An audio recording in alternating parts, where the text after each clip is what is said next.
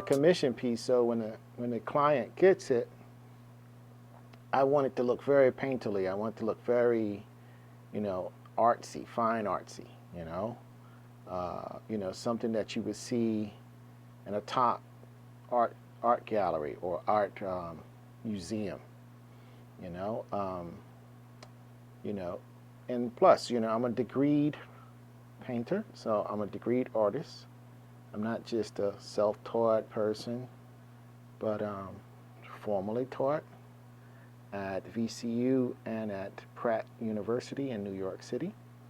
Spent some time there, so my paintings should be collectible in the future. So we'll move this in a little closer, see if we can get a little bigger, because I want to be able to get in nice and close.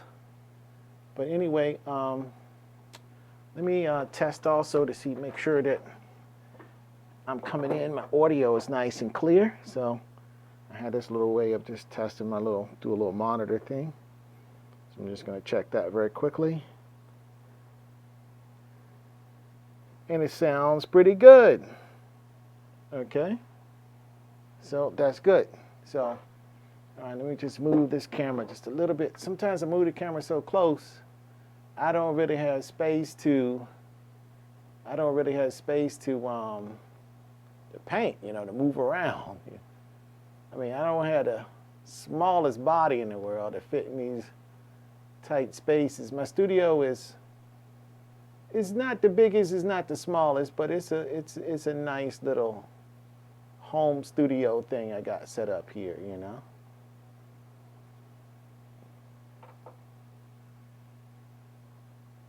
All right, are we getting a little choppy here? Let me see if I can do this different. Maybe I don't. If this thing is going to be choppy. Is anybody here? Can anybody tell me whether or not this audio is sounding okay or I got issues with it? Because I do have another way to mic this up. I just want to make sure that it comes in nice.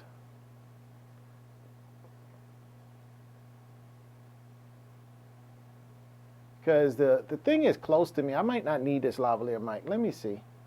Let me just, let me take this off. Okay, now I think I'm using the Mac microphone now. But you know what? Okay, maybe it's my monitoring system. Maybe it's just my connection is slow here. Okay, so, all right, I'm going to go with this. Yeah, I think my connection is a little bit sluggish in terms of my little monitoring system, but I think I'm okay. So, can you guys hear me pretty good? I mean, is this good or?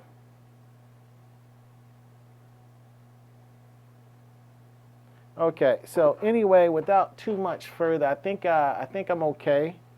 So I'm going to get to painting. I have my palette built. So here's my palette here. You can see I have all of my colors on there. And then I have my two mediums. This is for dark tones. This is for light tones. And this is to clean brushes with. So this is how I do my palette. I don't like a real big palette. I don't like a real little one. Because it should fit in your arm just perfect. Like, right in the crease of your elbow. And of course, I made my own palette. I just went to the store, bought a piece of plyboard that's fairly thin, and then kind of cut my own palette. So anyway, I'm going to get started, and hopefully I don't bump this thing too much. So, all right. It's been a few days since I painted because I painted this really thick, and what I want to do is I want the paint to really be rich and thick. Really on there. So that took a few days to dry actually, because when you don't put medium in your paint, what happens is your paints get kind of a little bit how do you say, your paints get a little bit it's just thick paint. It just takes a while to dry. It's just going to take a while. So I did thicken this up so the color is not right down here. So what I'm going to do, I'm going to go back into this, and I'm going to get my palette and my example here. And I really want to paint this. I should, since I'm left-handed, I should paint left to right. I think what the Facebook does, it reverses what you're doing. You know, it reverses everything. But if anybody's in the room, you know, shout out to me, give me a holler. So I really should paint right to left, since I'm left, and I should paint the opposite. However, the artist in me really wants to paint over this, because this is dry, sort of, and I have kind of like the brush texture I want, the impasto that I want, but the tone's not right. So you know what I'm going to do? I'm going to just go with what I feel. If I feel like something's not right, what I want to do is just go in there and just work on it. So that's what I'm going to do. So I'm just going to go in here. I'm going to mix a little, and I kind of mix on the fly, my flesh tones and stuff. I don't do all the pre-mixing because I just know, I've mixed a lot, you know, sir, mix a lot. But I mix with color, and I mix so much that I can just lock in on my tones really, really fast. I can see the tones, and I can just go in there, and I can get the tone that I want, you know, pretty much without having to mess around too much. And I do like, you know, impasto, so I do like to kind of do some mixing a little bit on the canvas and blending. I am working on the bottom part of the painting too, so let me readjust my canvas. I kind of have it so it's stable in here, but sometimes when you have it so it's stable, you can't get to the edges, and I'm working on the edges right now. I'm not working on the back. So I'm going to set this up so I can get to the edge of my painting.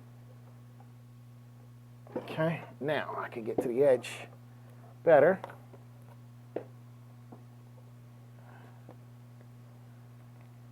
And okay, so now what I'm going to do is get on in here. And what I'm looking at, and what I like a lot of times when I start, especially on fresh tones, sometimes I like to start on the lighter tones first. You know? And so, especially if I already have like an underpaint underneath it. So I do have a really nice underpaint. And the underpaint, by virtue of just being there and being textural, it's going to automatically give me some texture. It's going to give me some impasto. In other words, this painting is going to look very, very painterly. So when the lady who commissioned me to do this gets it, it's going to look very, very much like a painting. It's going to look, you know, very realistic, but it's going to look painterly realistic. I mean, that's the best way I can describe that. And so what I'm doing now is I'm just looking, at tones, light and dark, where I want to put what. And I'm really looking at the light tones first. And I probably should paint in the darker tones first.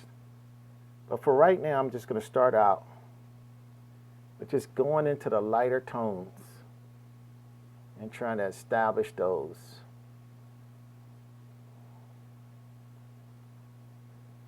And I kind of have this, the color I got down here is kind of grayed out because I knew I was going to come back with this glaze coat, this other coat. And I knew I was going to come back and add quite a bit of, you know, warmth back in. And sometimes I like that. I like a cool kind of grayed out. Then I like warmth underneath. So I'm going to get some dioxidine purple and some raw umber, and a little bit of ultramarine blue. And I'm going to start, now I'm going to work into the dark tones. And what I'm going to do is just mix a little bit of ivory black in that. Get some more dioxidine purple. And in this chest area here, I'm going to establish this little bit right here as the darker tone. I'm going to mix in, with that same mix, I'm just mixing these flesh tones on the fly. I'm just adding a little bit of burnt sienna into the same very dark color that I mixed. And I'm going to make the next darkest tone. And you could say, well, Steve, I thought you painted this once before in a previous session. Yes, I did. Then I painted over it. And I do that sometimes. I paint over things because the first coat looks nice as a flat picture. If you wanted something that looked kind of photographic, like it was printed on, that's fine. And it will look the image will look very nice. It would look like a nice painting. However, it would look like you meticulously rendered something that's very, like, like it came out of a printer, like you just took a picture with your digital camera and then you printed it, took it into Photoshop and played with it a little bit, and then that's it, and then you printed it out. And you might have printed it to some type of G-clay print or something like that to get a little bit of a latexy or a very rich image. However, that looks nice, but that cannot compete because I am hand-on painting this. It's completely different. It's completely different than if you are taking it, because first of all, those printers can get certain colors. I mean, they can achieve a lot of tone, but they're little teeny little dots. They're teeny little dots that hit the surface, the substrate, and it blends. It's basically magenta, yellow, cyan, and black, and various tones of gray, and maybe a few other tones of those similar colors to that, different values of that, But what happens is you just don't get the richness. Like, for example, if I was to go in here and just mix a little bit of burnt sienna, some titanium white with a little bit of raw umber, I'm going to get a certain kind of tone right there. It's going to be kind of like a grayed out brown. And it's just a nice little brown right there. And I can go in just in little places and I could just put that tone in there. Now, a printer would have to do this by mixing CMYK, and just little like microbes. It's like very small little dots, here and there all over the place. But it just can't put the thick, rich color down like what I'm doing. So I can mix quite a bit of this, titanium with quite a bit of this burnt sienna, burnt umber. Yeah, burnt sienna with a little bit of raw umber. And I could just throw this tone in. I mean, I could just put it in like I'm frosting a cake, And I can still have it to look, right now it looks kind of rough. I have to admit that, but I can still make it look. Now what I'm going to do is mix another flesh tone that I see. I'm going to get some raw umber. I'm taking this first color that I just made, it's much lighter, as a base, and I'm putting more raw umber in it to darken it up. And then I'll put a little Dioxazine purple in there to kind of shift it to a cooler, because this is going to be in the shadow, a little bit of a cooler tone. Okay, because I see that cooler tone. So now what I'm going to do is maybe just a little bit more Dioxazine purple.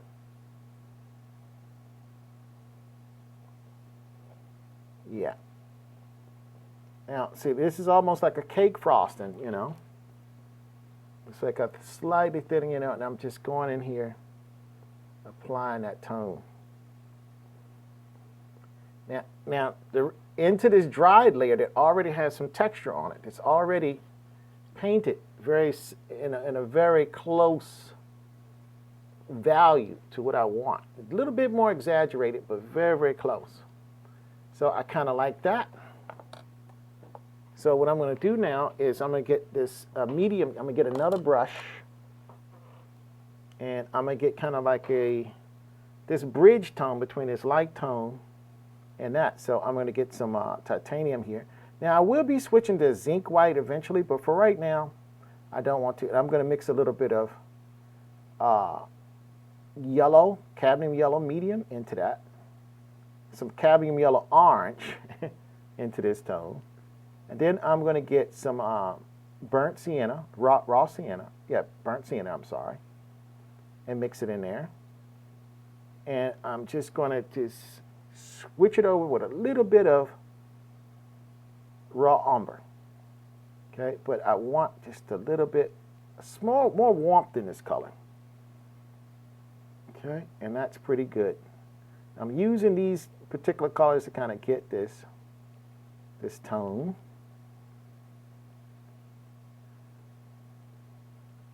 And I'm mixing a lot of this on the palette because, again, I want to put the tone in just kind of like it's cake icing, you know, in there, you know.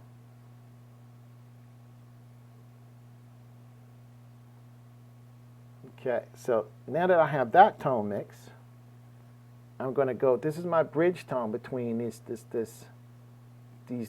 warmer, some of them warm, but they're darker browns, and this light tone that's over here.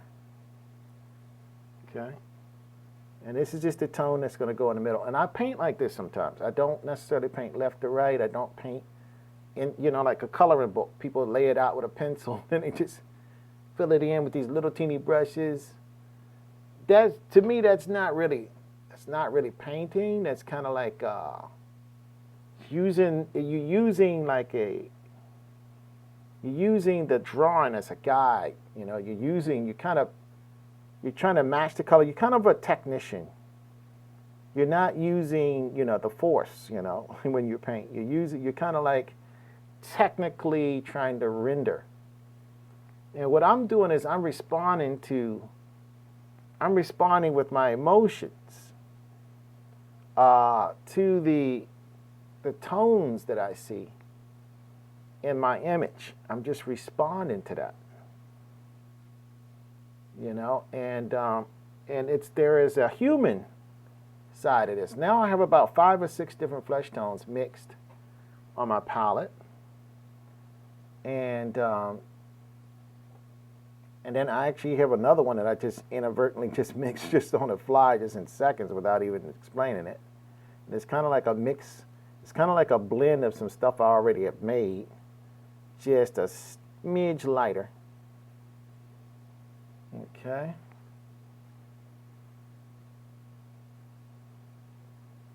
And I do this stuff really, really quickly sometimes. So I do it so quick I forget to describe for all those that might want to know what I'm mixing. Okay, so now that I have this down in this very kind of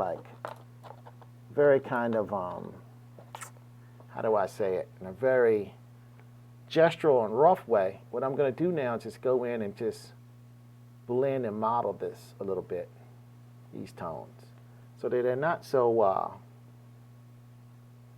so they're not so different. And I'm going to start out with the lighter tones. And I'm starting on the, even though I'm left-handed, I'm starting on the right side because I don't know if I even have a rhyme or rhythm when it comes down to. I'm just going to get a little bit of titanium and just kind of lighten some of what I have up there up a little bit. And I have I'm using sable brushes at this point most of the time on most of this. And now what I'm doing is just starting to really model from light to dark. Okay. And I'm started with that tone. I'm going to grab this tone in here too, because it's kind of similar to what I have on a brush. So I bounce around to whatever tone or value I have on the brush, and I have a tendency to blend those, then bounce to something else that's very similar and blend that. So then that way I can have a minimum amount of brushes that I might need to use to get the various tones that I want. And this is kind of, I'm liking the way this is, and I'm glad I did put that coat in and let it dry, because when you paint thick paint on top of another, well, somewhat nice impastos thick paint on top of other thick paint, it just has a presence as a painting. The paint quality itself has a presence to it. The texture has an allure, I should say, to it. And that's something I really, really like. I really like that. So I'm building that into this painting. So yes, painting this way does make the painting take a lot longer to do. I could probably have been finished this painting 2 days ago if I would have painted it another way. But I like this young lady. I think she's really cool. And I just want to put some good, some good stuff in this painting for her. And I don't mind going the extra mile. If she doesn't mind me taking a little extra time, I don't mind giving her something a little bit more in terms of what I could do in this painting. Okay, so now that I kind of have that in, and I'm using this brush and kind of like the tones that's on it to kind of model that. So that's pretty good. And then as my brush gets darker, I should say, because I'm slowly moving into the darker colors. And what I might sometimes have to do is switch to another sable brush, because the brush is still, the colors on it is too light. So I'm going to get into these medium tones now with this new brush. This is a Filbert Sable. And this is a Renaissance brush, number 8 Filbert. So if you want to know what I'm actually using. Okay, and now I'm kind of blending these middle tones into that darker tone a little bit. Now what this is doing is I already have a texture down there. And this is just building some more nice paint texture into what is already there and already have dried to some level. Because, oil paintings, even though you say the painting is dry, oil paintings can take years to totally dry. I mean, it's dry enough that you can touch it. It won't come off on your clothes. It won't come off on anything. But there are still molecules in oil paint that's still drying. And that could be 10, 20 years down the road. And that's the beauty of oil. That's why it lasts so long, because it never gives up all of its moisture completely. It kind of holds on to some of it. And then when it does dry, it dries in kind of like a jewel-like, crystal-like way. And for that reason, a lot of artists, including myself, love painting in oil. Because, first of all, you can control exactly how much luster is going to be in your paint. And, so you're kind of like painting, and when I'm painting this way, you're kind of building some jewel-like qualities into your paint, and just like if you have a nice like sapphire or emerald, any precious stone that's translucent with color, it could be a sapphire, it could be an emerald or ruby, topaz, any kind of stone that actually is crystalline and it has a translucency to it. Allows light to pass through it as color is also passing through. It just looks very beautiful. I mean, some people like diamonds, but personally, I know diamonds have value, but I don't like those as much as I like colored stones, because I respond to color. I like color, and they look, from an artist's point of view, from my point of view as an artist, I should say, it looks better than a diamond. It just looks more interesting to look at. And looking at the various colors and fractions of light that come through it, it has more appeal. But because scientifically I think diamonds are harder, and there's a lot of marketing that's been done with diamonds, because I don't know how rare they are. They put diamonds on drill bits and stuff. I mean, I guess good, pretty diamonds are rare, perhaps. But I think stuff like emeralds, I see a lot less of those than I do of diamonds. So, and really good emeralds, Same thing with rubies. I think in reality, those are very, very nice stones. Now, the earth makes these colors. And then what they can do now, man has gotten so smart. What we can do now is we can synthesize precious stones, even diamonds. I mean, you can make a real diamond. I mean, according to the periodic chart and the elements, it's exactly like a natural diamond in every way. Hardness, except it's perfect because it's made in a lab. So what they actually have to do is they have to build in imperfections to fool people, to make them think that it's a natural occurring diamond, because it's much easier to make a diamond in a lab than to actually try to find it, in the wild, in nature, and then drill for it. I mean, and have these deep mines. That's a lot of money. Whereas you got this little lab, and you have some equipment, and it can literally just make a diamond. To me, that's the best way. It's the best way to get a diamond. If I was in the diamond business, I wouldn't be there, in the mines trying to find diamonds. I mean, I'm sure there's going to always be that, because there's those special people who that's what they do. They love diamonds, they love buying them, and they're going to make sure that they have a way to kind of know the difference between the man-made diamonds and the synthetic ones. However, since it's so easy to fake it, okay, so I'm getting a lot done with this little synthetic sable. Now what I'm doing is I'm going into these colors that I've mixed on kind of on the fly, these flesh tones.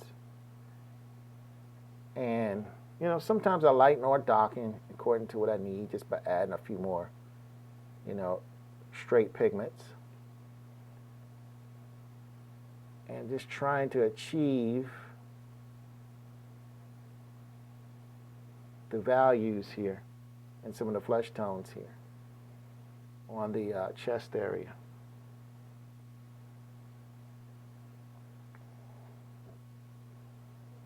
And what I did here was, when I gestured, my color is a little bit too light. So what I need to do is come back in with a darker tone. See, did I use this brush yet? No, I haven't. I got some paint on it by accident. Come in here with a darker tone. I'm just going to pick up some Dioxazine purple, some cobalt blue, and a little bit of black.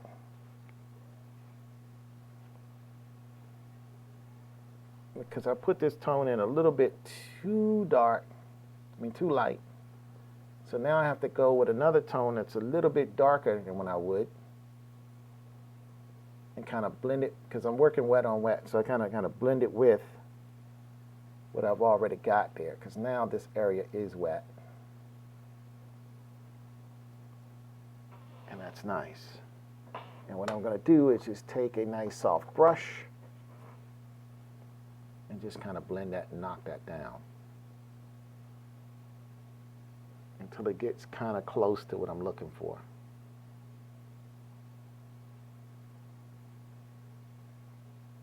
And this is just kind of like this brush has no paint in it. It's kind of like a dry brush.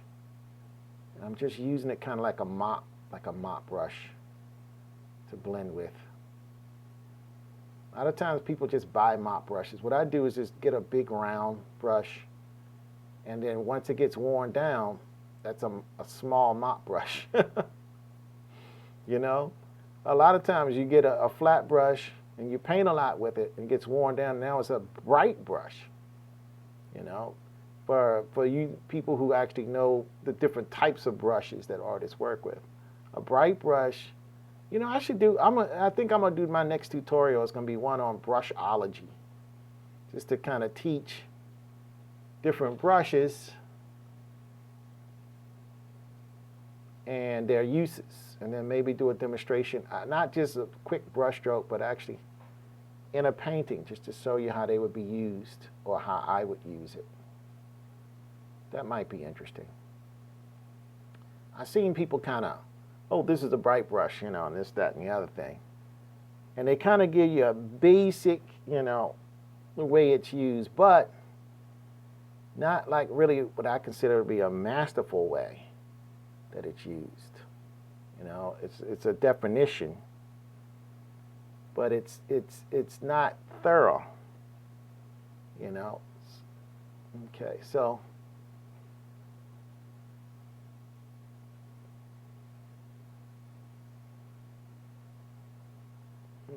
now there we go. So I'm liking this. And I'm going to just let this set up a little bit. Sometimes this is somewhat towards the beginning of this painting session. And a lot of times if you put the paint on thin enough, with enough medium in it, now I don't know how much medium. I didn't put a whole lot of medium in this, so my studio is fairly warm today. It's not hot, it's not cold. It's just kind of blah, blah, blah in the middle. So I would say it's about 75 degrees. It might be 76. This is a little bit on the warmer side, you know, so that's why I say it's warm. 72, a lot of people consider to be a nice average temperature. You know, most people who live in North America, I would say, would consider that a nice average temperature. Now, if you live somewhere else on another continent, that might be considered cool. I have friends from other places, and you know, American people go in and go, "Oh my gosh, it's freezing in here." You know, I'm like, well, this is, you know, temperature always make everything, you know. And you know, they got sweaters on in the summertime, you know. Now, I do wear hats, you know, when I'm painting, but that's to keep the paint out my hair. It's not because I'm hot or cold. It's just that I get tired of having to wash oil paint out my hair all the time.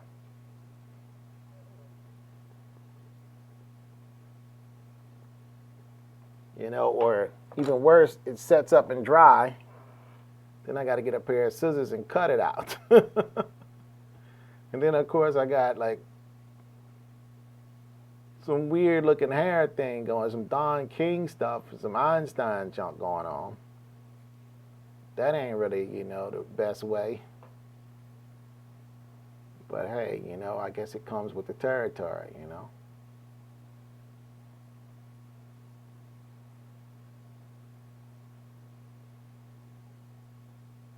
Okay, so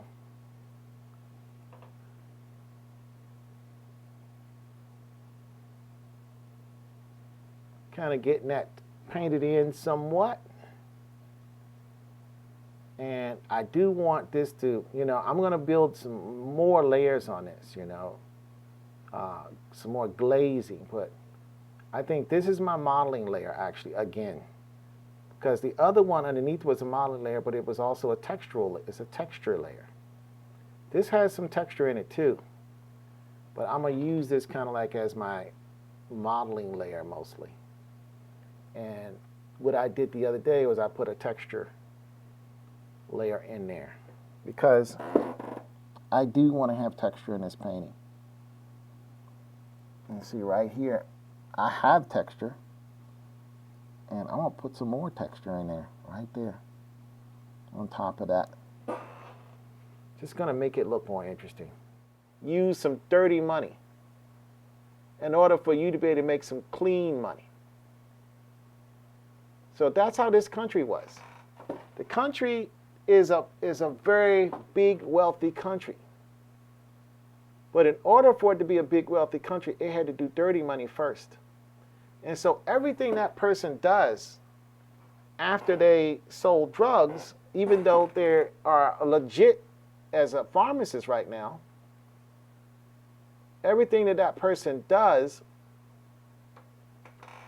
is tainted because they didn't do it, you know, through, okay, I'm going to just be poor, or I'm going to get a student loan, and I'm going to change my life. Maybe they didn't qualify. Maybe they already wrecked their credit. And the only way they could get to school, you know, because poor people generally have poor credit, you know, just by virtue of being desperate. they're doing stuff that's a little bit more dicey than somebody else who's got the silver spoon in their mouth. So, you know, when you have situations where the silver spoon is there,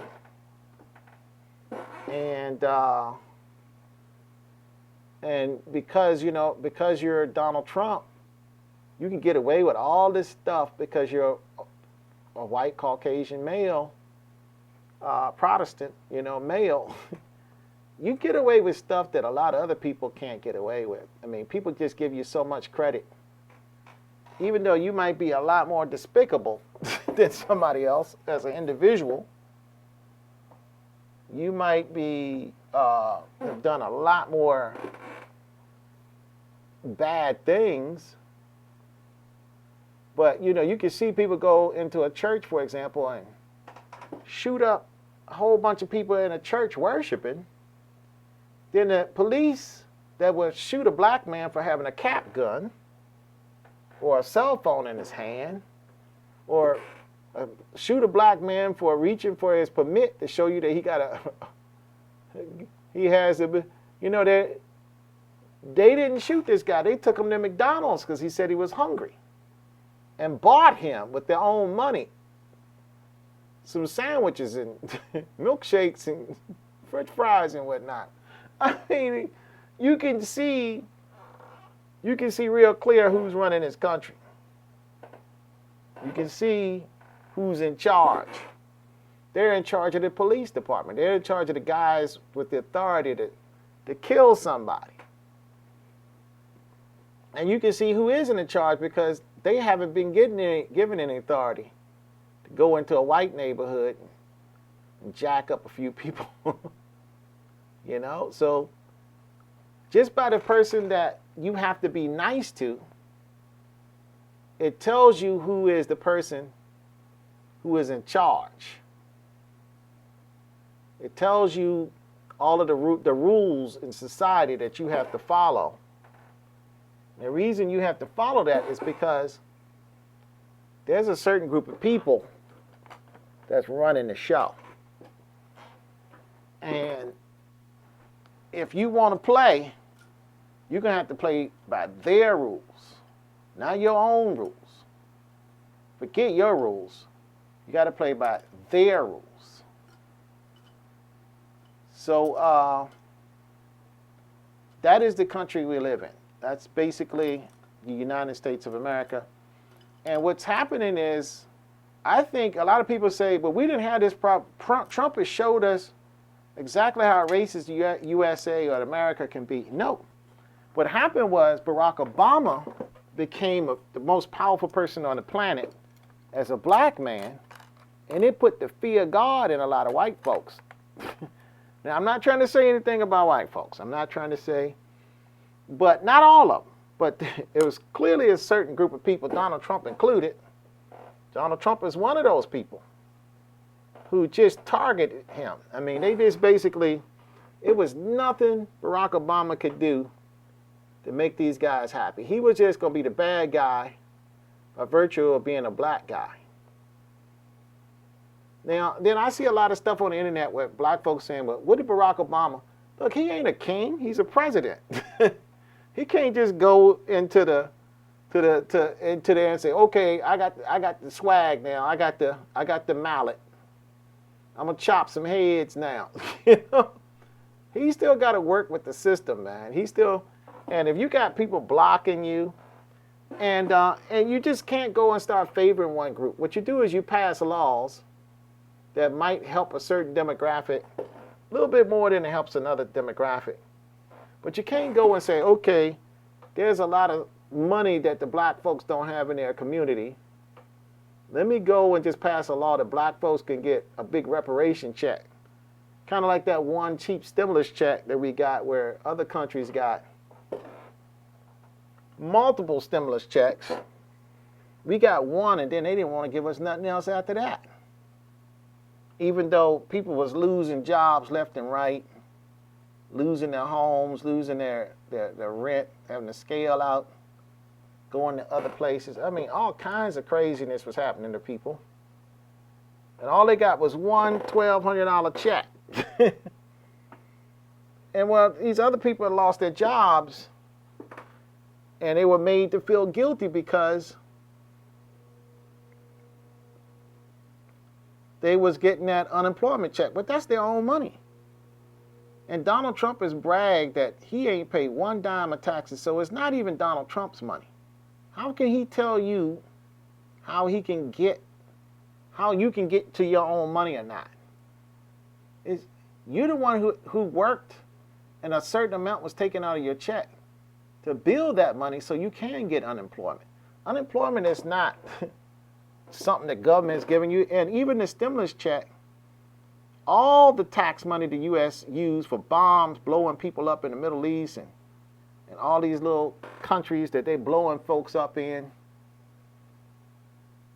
that's your tax, that's your money that they're doing. They're making rules. They're jacking people up based on your money. And we don't really have much say as Americans. As an American citizen, we really don't have much say about our own money. We really don't. The only thing we really have say over, well, we don't have say over anything, is election day. We just found that out. And once election day is over, these politicians can vote themselves a raise. They can really do whatever the heck they want. And then you have to wait until their little tenure is over before you can get rid of them. I say it's a flawed system. What happened to the old days where they just tarred and feathered a dude and threw him out the daggone, out the city, man, you know? They just went in there and just said, okay, I noticed some people elected you, but you're doing a terrible job and you're sinking the country, so we're going to go in and just tar and feather you and take you out, man, because we don't approve of what you're doing. Why are we so passive in this country that we don't make any moves? Don't make any moves. We're just going to follow whatever rules that we think the system is going. And I see all these people saying, well, they, you know, when you say they, that assumes that you is not you. Somebody else have the power. Yeah, they said we can't do this, and they took our this away, and they don't have the right justice. Well, you have to be involved. If you don't get involved, and you're sitting there talking about they, and people talk about what's that boy name? Kanye West. But the dude put himself on a ballot, man. He making some moves. Whether you think he crazy or not, the cat made a move. He said, look, if you don't, he's running against Trump. People say, well, he support Trump. Yeah, because it's trying to divide the black vote. I understand that. Maybe not. Maybe what he's also doing, maybe he is trying to divide the black vote, but he is giving people an alternative. And I don't even think he's doing it to give people an alternative. I think he's kind of saying, look, as a black guy, I don't have a chance to get to be president. It's a regular dude. I mean, not a guy who went to political science classes or law school somewhere, and, you know, been people in himself been grooming himself to be a political person for a long time. But, you know, the way this thing works is a popularity contest. That's what politics. The word political or politics can translate this way. Popularity contest. Politics, popularity contest. That's why a lot of actors can become politicians. How did all these actors get to be politicians? Because they're popular. So that's all it is. Any person that's popular, if they want to, can run for office, and I almost guarantee you, just like Donald Trump, they can win because they already have a base of people who love them. I mean, that's why Donald Trump, we say, well, his base, they're stupid. Yes, they are stupid. But his base loves him. And they probably loved him when he was at The Apprentice, saying, you're fired. All he seemed to know how to do is fire people. You notice he fired a lot of people. in his own cabinet, that people that supposed to had his back, you know, his faithful people. Even that guy Cohen, who basically made a lot of money for him in the past. He just threw the guy under a bus, man, and just said, okay, well, I mean, he's in a bunch of trouble, and it's probably too hard for me to deal with it. I'm gonna go down with him, so therefore, whatever his name is, Cohen, and let him go. Then the guy turned on him. You know, so, you know, it ain't no love in this thing with this man. He just fired people. But anyway, make a long story short, he's popular. And the reason people liked him when he was at The Apprentice. I used to watch the show myself, and I stopped watching it because at first I said, oh man, wow, it's really innovative, because what they're doing is he's going for the people who get results. And there's a certain ruthlessness to it. There's a certain toughness of mind. That, you know, that's what the show kind of showed, you know. And I was intrigued by that. I said, okay, it seems like if you're very determined and you really put your mind strong to something, you could achieve some great things. You put a lot of energy into something. And business does work like that, you know. Business works like that. You know, the more you focus and the more energy you put in something, the more successful your business is going to be. The less you focus and the less energy you put in something, usually there is a correlation between how that is, you know, in terms of how successful your business is being. So, in that sense, the Apprentice show kind of illustrated that. It didn't really teach it, it illustrated that. You know, it gave you an example of what some people have done in kind of like a competitive way. So it was a good show in its concept. Now, what Donald Trump does, and this is what he learned, he can sit there with his little fake blonde hair, because he dyes it to make it fake. His hair is really dark brown. But he can sit there with his little blonde, blue-eyed, you know, kind of Aryan look there. And he knows that is an authoritative, in America, that can get you a long place. You're a male, you speak very affirmatively, you're blonde, blue-eyed, and you tell everybody, I'm a billionaire. Whether you're a billionaire or not, they're going to believe you, because there's a lot of people in that particular group, white Protestants, that are billionaires. And, you know, you got your stuff fixed up, and it looks like, you know, you look like a billionaire, but then he must be a billionaire then. He must be exactly what he said he is. This man's a billionaire. And I remember a lot of people saying, he's a billionaire, he's going to make us rich. He really, really knows how to make America rich. And then here it is 4 years later, or 3.25 years later, ain't nobody rich yet. All those some plain people still just as poor as they were 3.75 years ago. They still the same. They didn't get a dime richer. But I thought you was going to get rich. I thought Donald Trump was going to make everybody rich. As a matter of fact, the country is basically almost in a depression. Is one of the worst economies we ever had in a long time. He made some bad decisions.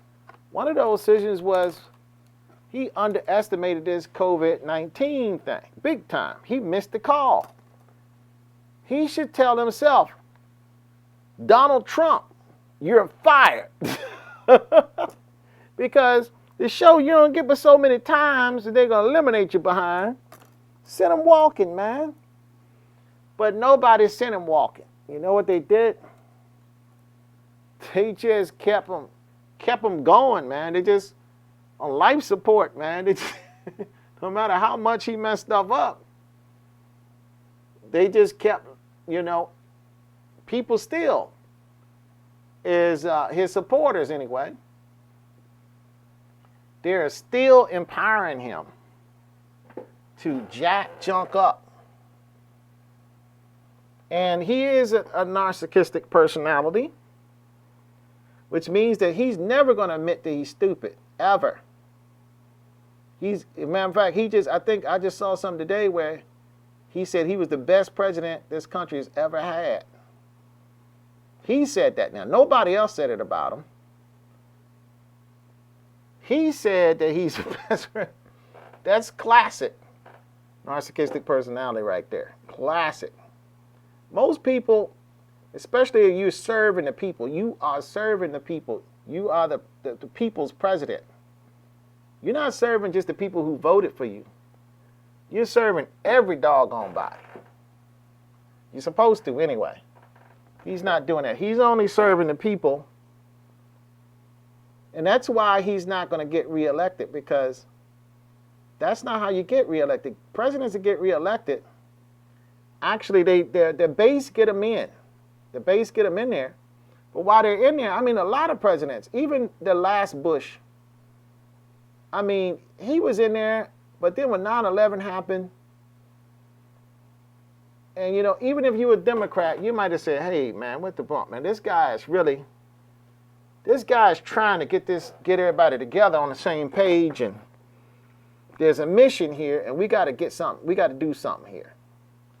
And so you can rally behind him, whether you voted him in or not. You can say, okay, you know, we don't need people knocking down buildings in our country.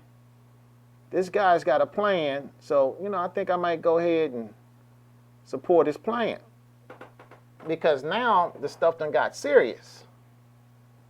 And we don't want to, you know, we don't want a repeat. You know, we got to teach some lessons here. Because a lot of times you let people do some stuff like that, they feel like, okay, Americans are soft.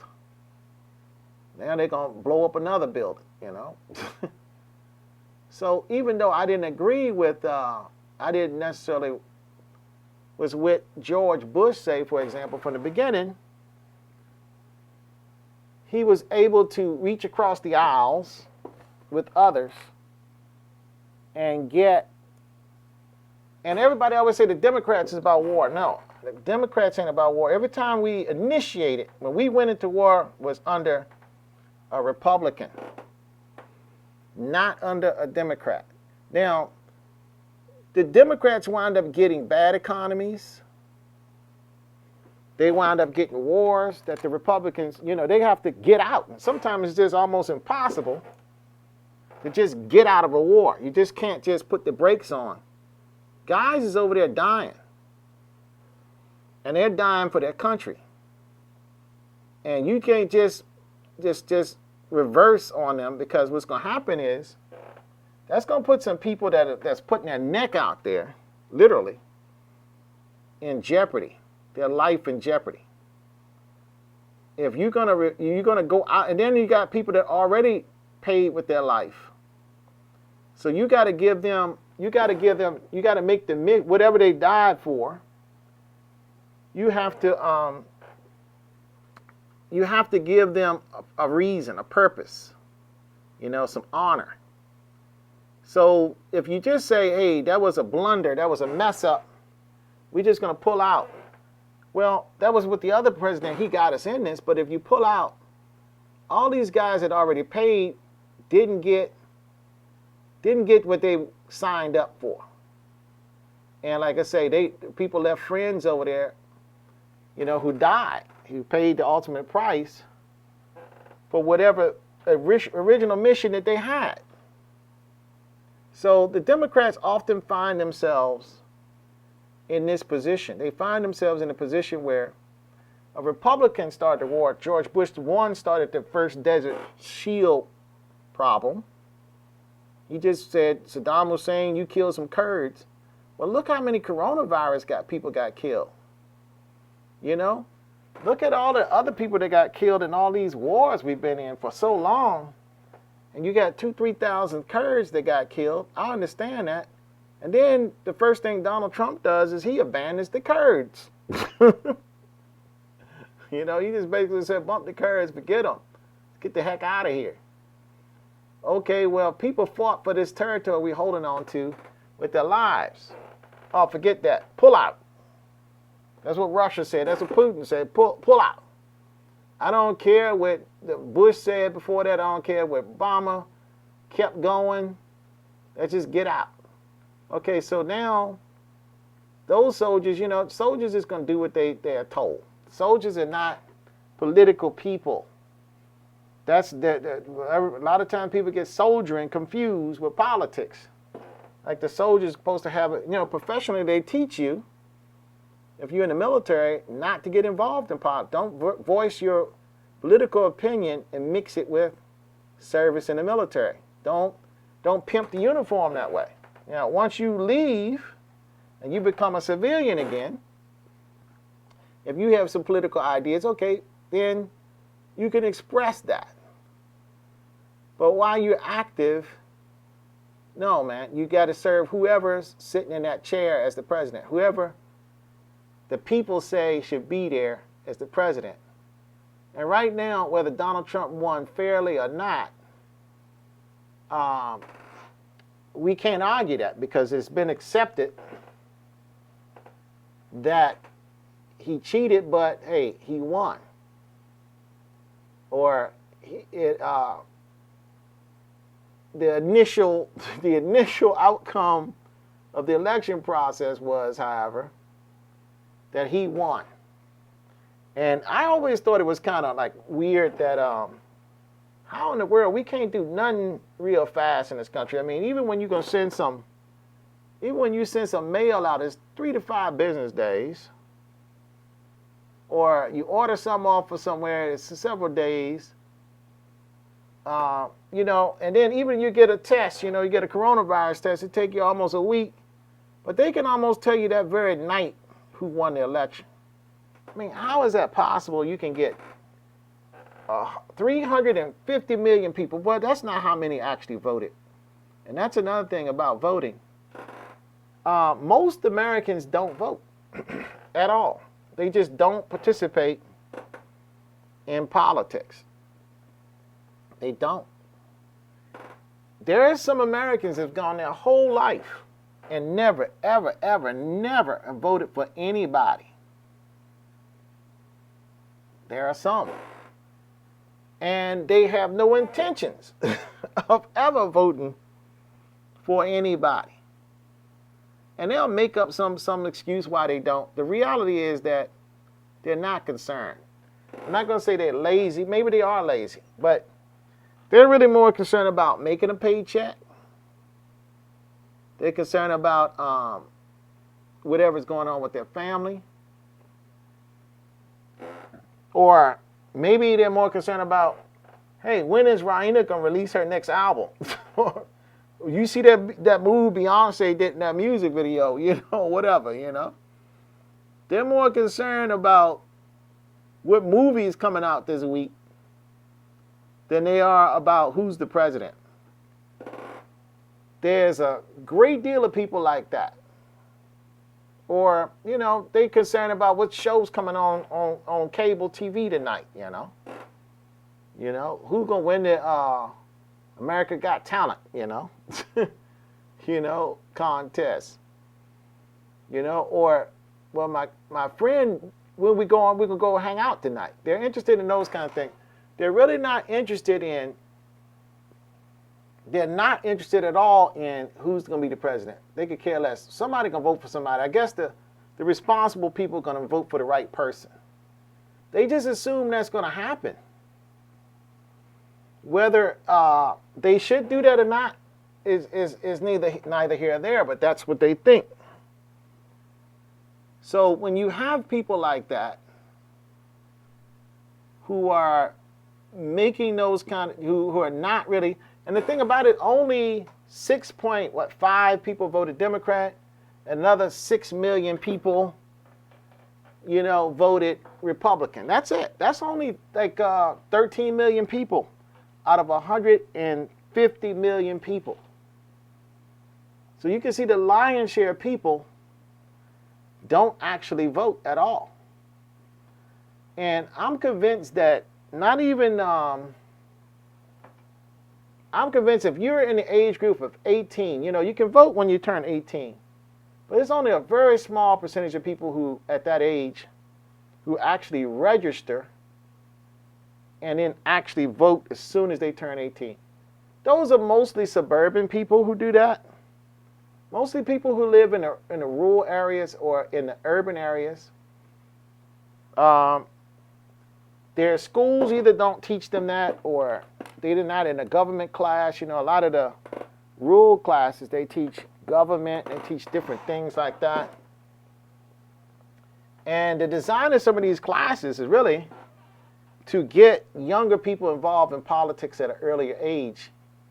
And generally, since they're suburban, basically that means white folks, unless you happen to be a black person who goes to a majority white school.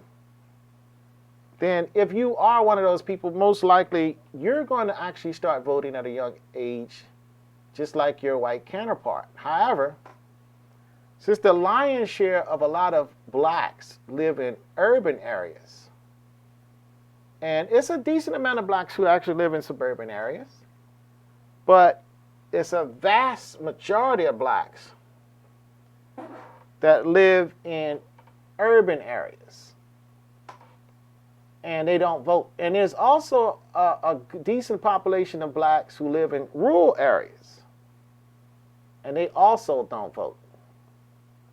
However, even in those rural areas, their white counterparts do vote, which is very interesting. It's very interesting. However, now, who is voting? Actually, it's not the 18-year-old. It's not the 19-year-old. It's not the 20-year-old. I'm going to just go by 18 in stages of 10. From the age of 18, when you can vote, to 28, I would say you got about 1% of those people who actually vote. About 1%. The majority of those people don't vote. They don't vote at all. Okay, now the age of 28 to 38, I'll say there's about 2 to 3% of those people from 28 to 30. That's the party people. They have enough money now. They got a job. They have enough money to go to the clubs, go to the beach, hang out with their friends, you know, maybe go on a cruise, do some traveling. You know, they're dating. You know, they're busy. The boys are trying to meet the girls are trying to meet the boys. Some of them might be getting married. And maybe 1 or 2 of them start having children. I think once they get to the point where they're having children and they say, okay, I got a house, you know, because it takes a little bit of power, mental power, to get married. It also takes some mental power to get a house, you know, to get a loan, qualify for that loan, get a house. And that's the amount of mental power that's necessary to register to vote, figure out what's going on in politics, to be concerned about it, follow it a little bit so you can kind of have some knowledge. So it is about mental power too. It's about education. I think people who are college educated type people vote. And people who are high school and just kind of got out of high school and just chilled, they tend not to vote. They tend to just kind of like work their job, come home. You know, I'm just talking to the average person here. Get a couple of beers out, turn the sports on. This is the guy. The girls turn into some little, you know, teenage idol or some kind of like show, talent. America Got Talent. The woman. She's watching that. The guy's watching sports. They'll watch this on TV and they'll just have some popcorn or something and, you know, some tacos or what's that stuff called? You know, they'll just have some little snack food, you know, some nachos or something, watching TV. And that's all they're going to do. And they know everything about the latest song that came out. They know everything about the TV show or the movies that they watch.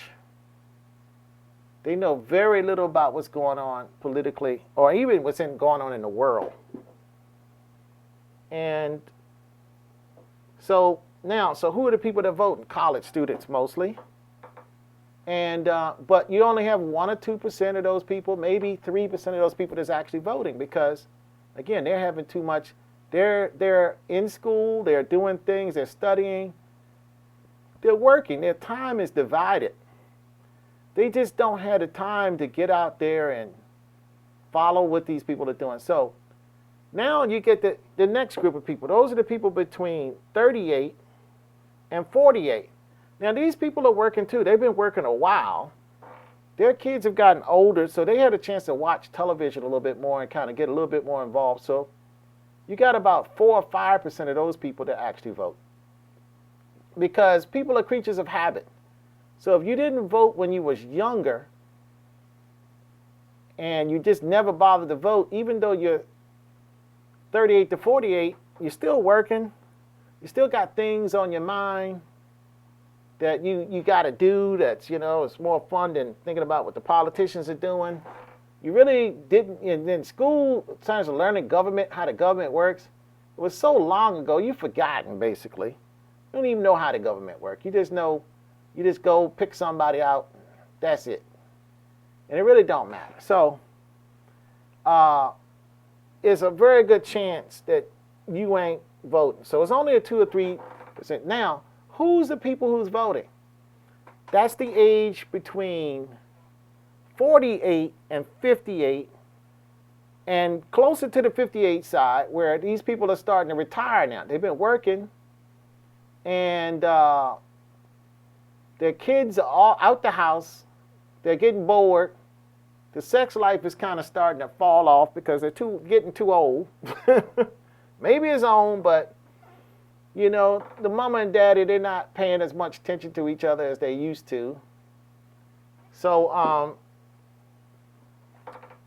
those people are starting to now focus a little bit more on political. So they're about 5% of the people who vote.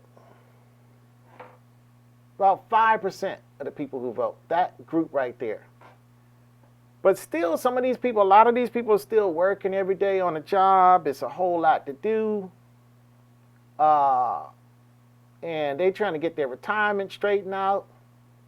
And again, people are creatures of habit. So if they weren't voting earlier, there's a very good chance they still might not be voting. So who are the people who actually are doing the voting? That's the people that's between 58 and 68 that's retired. Once they hit that 65 and they don't go to work anymore, well, there's nothing on but Family Feud, Price is Right, stuff like that. When you go over to their house and you see those shows on, or, like the senior citizen shows, I should say, the news is the #1 channel that they watch. Outside of those kind of channels, they're the ones who vote. Those are the ones who voted for Donald Trump. And those people were born in the 1950s and 1960s. And that's when you start getting about 10%, close to 10%. And those are the ones who determine, that's why most of the political people are older people. Younger people ain't voting for younger people because they don't vote. So they're not voting for no older person is going to vote for a little young person unless the young person who's running go out. And I think that's what that girl did. What's her name? AOC. That's what she did. She just went out and got her people to vote. And then once that happened, there's so many young people, she was able to win. To her, I guess, to her surprise. And a lot of new people of color that's in there, they're surprised that they actually can get in there. You can see the man's life, what he's done all his life. Why are you going to look any nobility into that? I don't know, but some people try to anyway. So, and he's going to do some more and more desperate things. Okay, what I'm doing here with this is I'm going to put in the paint really thick here. Because this is foliage.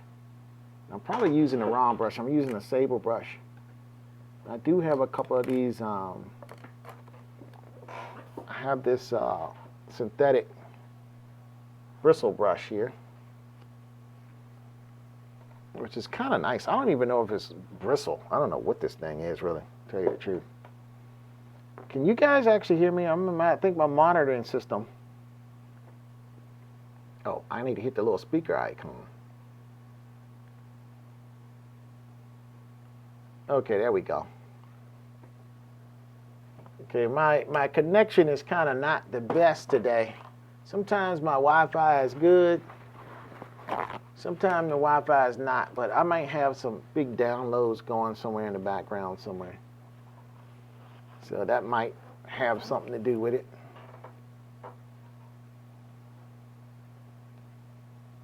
Okay, so basically I worked on a snake a little bit more today. I kind of like what I've done on it.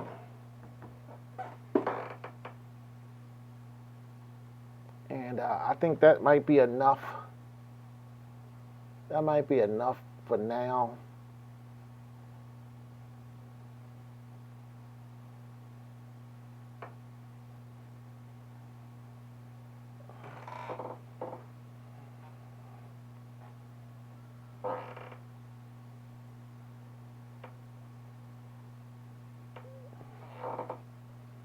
Just laying a lot of stuff in here, a little bit more pronounced than it already was. Just a little bit more pronounced in there.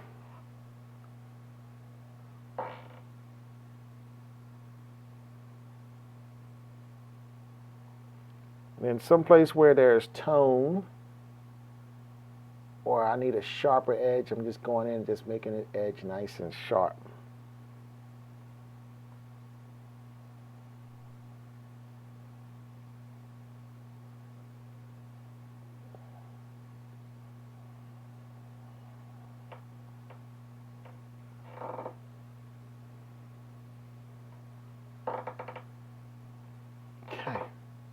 Okay, that's good. So I kind of did some more on the left side here.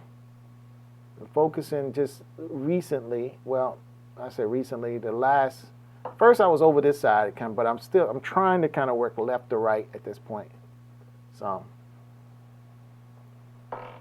but I want to build up this foliage because I do want this to be a little bit more painterly.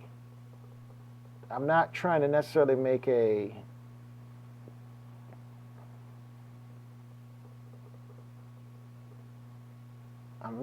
I want to make a painterly painting.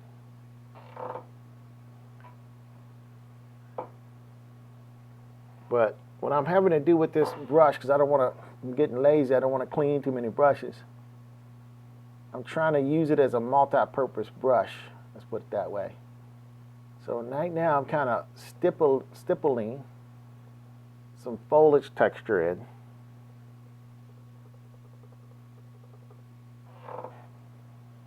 And just build in some nice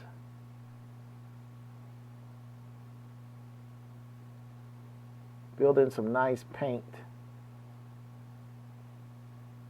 And build in some what I'm doing is I don't know if you can see how it's developing, but I'm creating more contrast between the areas of the foliage, and also the hand is going to be popping forward more by adding some shadow in here. At the same time I'm adding some shadow, I'm adding texture to the painting with this type of stipple technique here.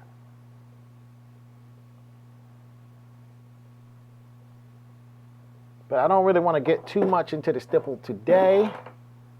I'll just add just enough stipple for today, and then I'm going to do some more stippling and other things on another day.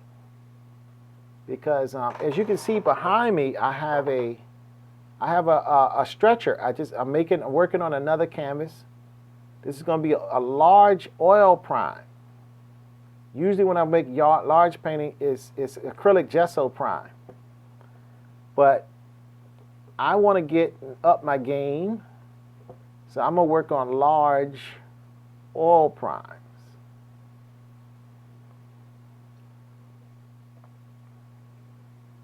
And then this nice dark, it's kind of like a dark ultramarine blue with a little black in it, a little dioxazine purple.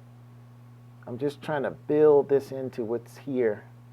Build these little shadows into the foliage more.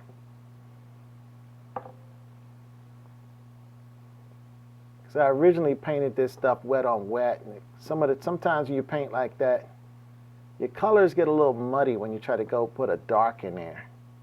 You put a dark in there, but it's a little bit muddier. And when your colors have a chance to set up, you can kind of go in with some more vehement colors. I'm going to just get some cobalt blue and add it into this, because a lot of times in foliage you would think it's green, but nope, it could be cobalt blue. It also could be yellow. It could be a lot of different things. It could be purple even. A lot of things coming together to give you the illusion of foliage. And of course, you want some interesting looking foliage. You don't want uninteresting looking foliage.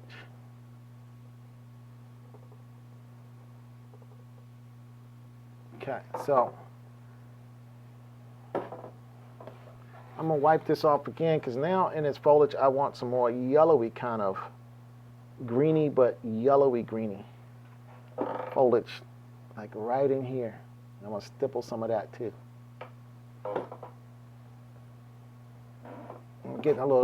I'm getting some cadmium yellow, the light, with some emerald green, with a little bit of teal blue.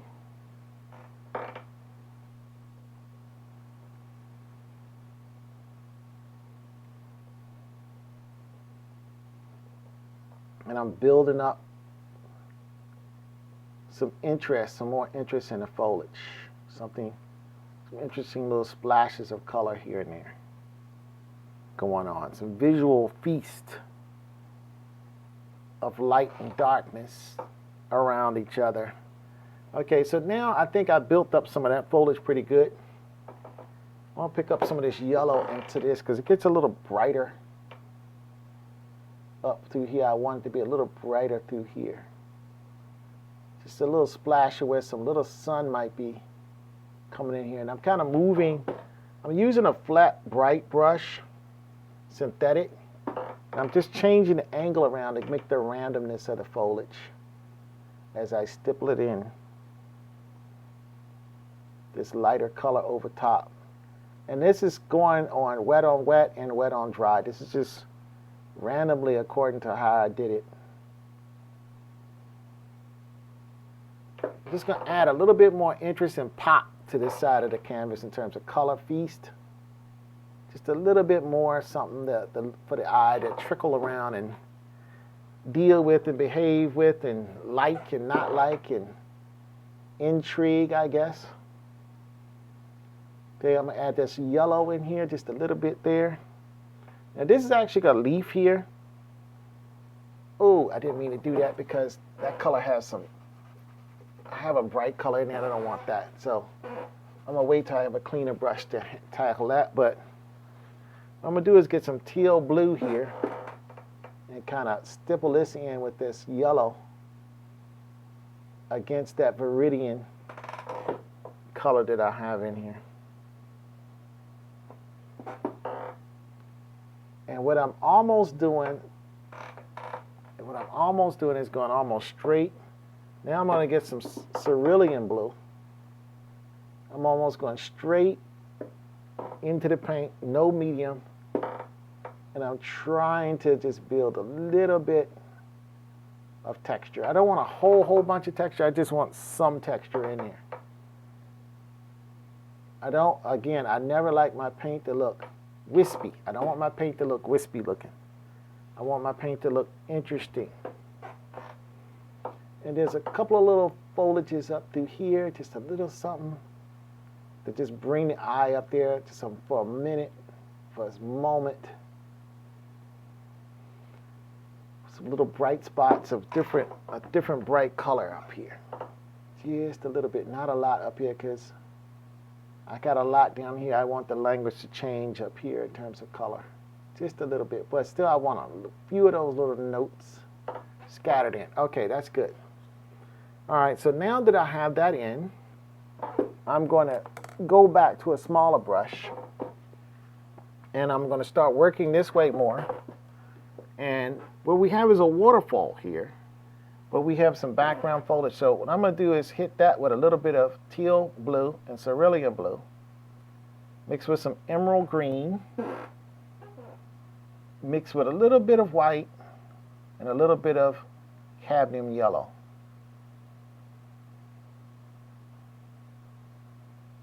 I'm trying to get a certain color. And I think what I want is I want more of the emerald green and the teal blue and the cerulean. And really that teal blue is what I'm really. And now that I put that up there, I looked at it, it needs some more cerulean. Because right next to Mr. Snake, it looks too much the same. And even though this is close to what it's close as what I can mix, I'm going to put a little cobalt in it and just go almost straight with a straight cerulean on top of this already wet kind of green color. And what I'm doing here with this, I have kind of like a blocking layer underneath this. And what I'm trying to do is I'm trying to build in a painterly layer now.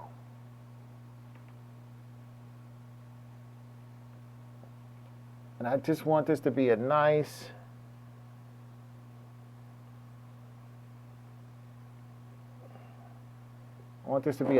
intense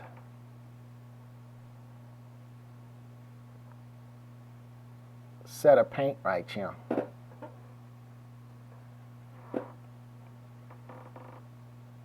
And the thing about this is this color is very closely related, it's very close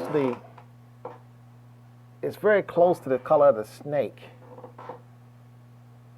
And I think what I'm going to do is use some of this color. I'm going to use some of this color elsewhere just to get it off my brush and not waste it. I still see some of this in here some, so I don't really want this color right now. I don't want to tackle it by the snake, but I don't want to waste it because it's such a pretty color. So I'm going to put it into the painting.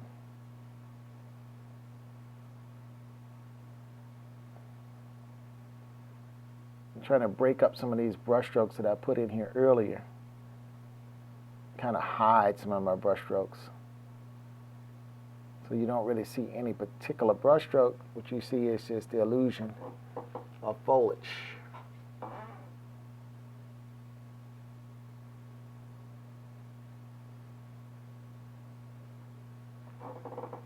Okay, so now I'm going to wipe this brush down. And I'm going to go back now. And I'm just going to go straight into the teal blue.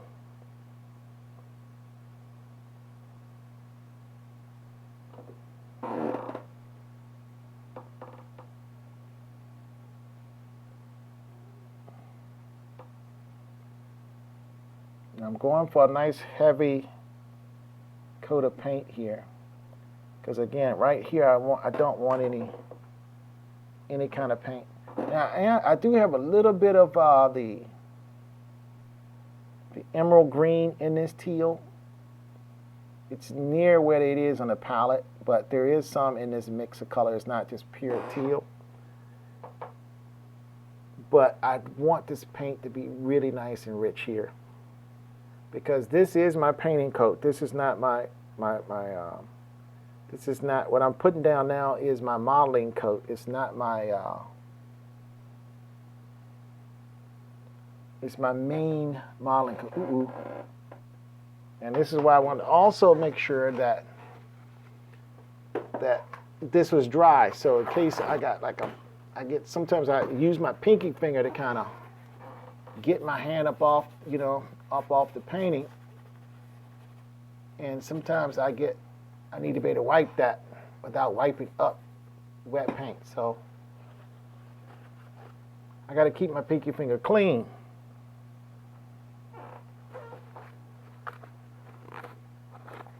Okay, there we go. And I don't want that to get into all that great painting I've done on her face so far.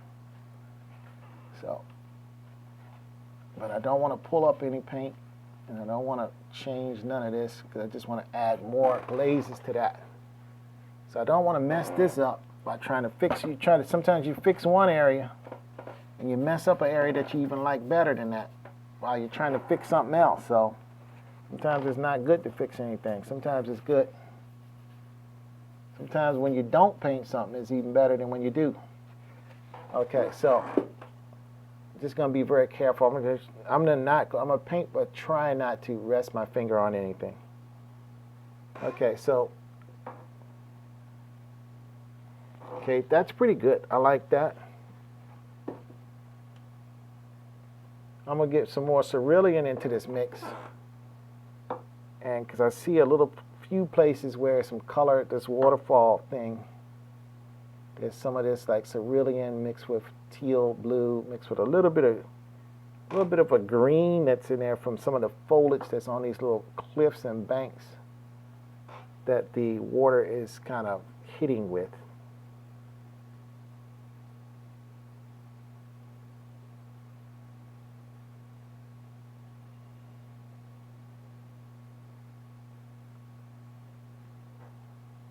Get some more cobalt mixed in with that cerulean for this.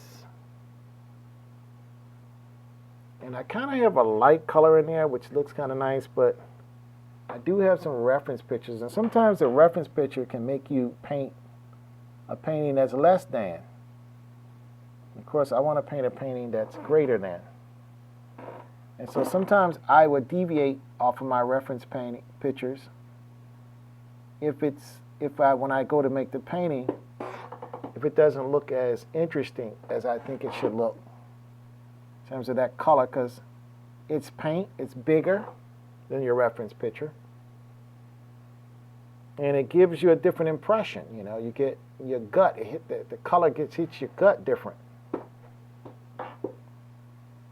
And then the way it goes down on the canvas, is it going down thick enough? Is it too translucent?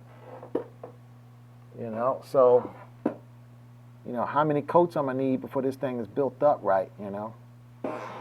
So you got to think about those two. And then, is the color dark enough where it's popping? I think this is popping that, the fruit, the cherry, strawberry, is popping it forward more. And so I'm looking at that and I'm making some judgments. Oh yeah, I do want it to pop. That's what I'm thinking.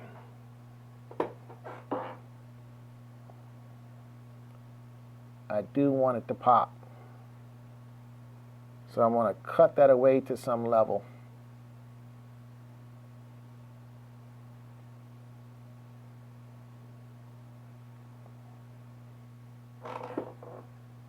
And so sometimes when you go in with these colors, and you're painting over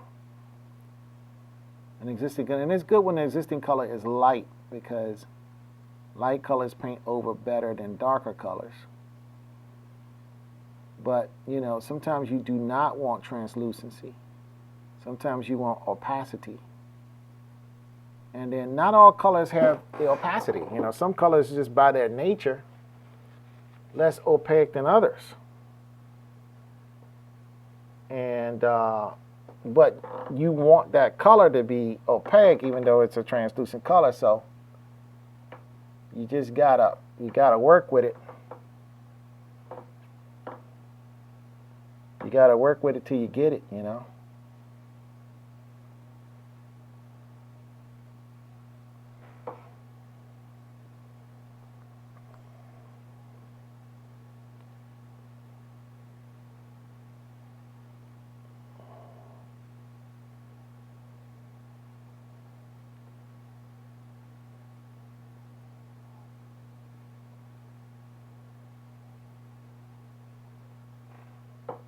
And sometimes things look wishy, a little wishy, too wishy. it looks good because, oh, it's a water effect, but is it making the face pop forward? All right, you're going back and forward. Because you can paint one thing, but your reference picture look like a different thing, but you did this in your reference picture for a reason. So with your new discovery, are you changing your idea? What are you doing? So, I'm wrestling with that constantly. But I do want I think I want this color here because this blue, so her face is kind of warm, kind of brown, kind of orangey, kind of red sort of. And by me adding this bit of blue here, it helps the face to pop forward.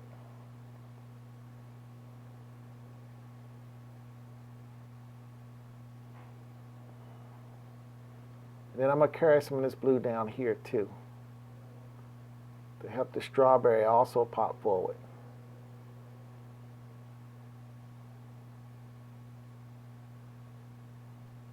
Oh, that's nice. Okay, that's good. Okay, that's just adding this waterfall here. I'm just adding a little bit more depth. Then what I'm going to do is I'm going to take this waterfall over. Now I'm painting mostly with cobalt blue now, and I'm moving toward ultramarine blue.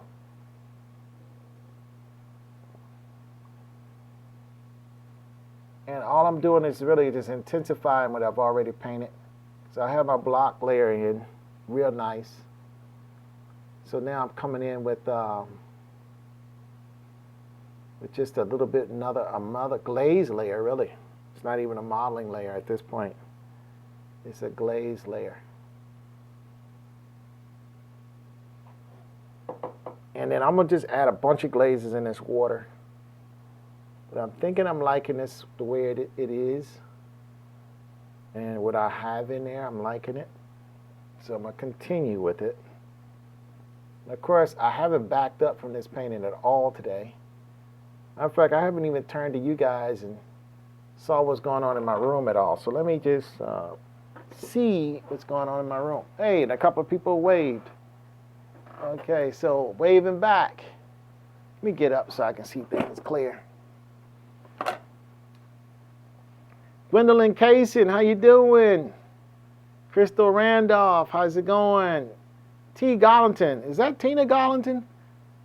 How you doing, Tina? Good to see you. All my good friends from the old days.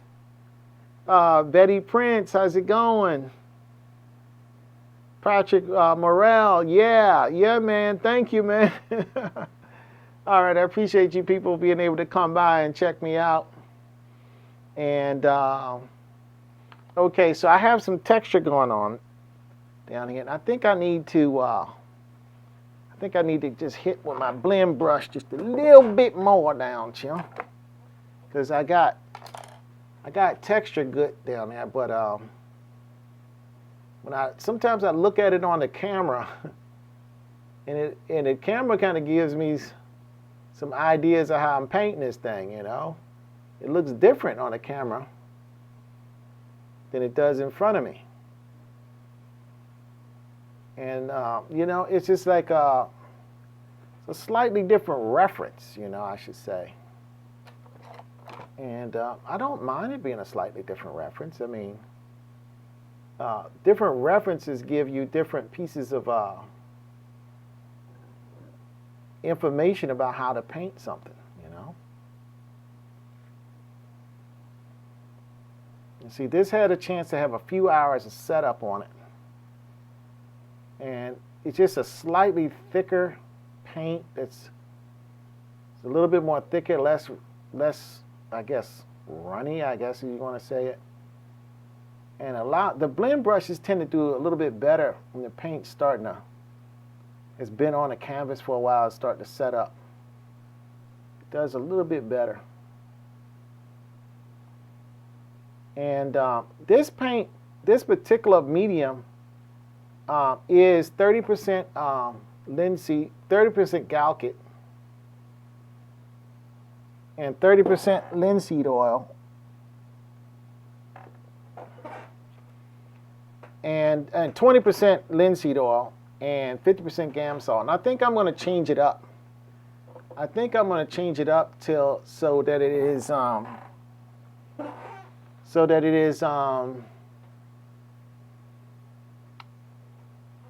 so there's just Gamsol, because if I change it just to Gamsol, I mean not Galkit, I'm sorry, not Gamsol.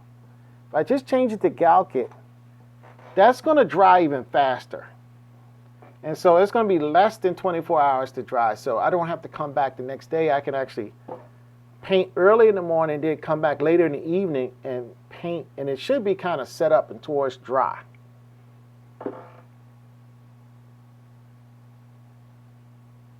And what I'm going to do now is I'm going to go into some black with a small brush. I made this shadow. It's supposed to be a shadow, and it looks like a line. So whenever I have like a shadow area that actually looks like a line, what I have a tendency to do is go in with some black. And I kind of, I want to dry brush it or scumble it. I don't really want to, I don't want a line there though. So, and then what I can do is on another day is I can actually paint in some of the texture of the bark. But I do want it to look like a nice shadow there. And sometimes when I scumble like this, I might get away from some of my density that I have in that shadow. So I want this shadow to be fairly dense, because I want you to feel how the snake is hanging, the weight of the snake is hanging on this branch.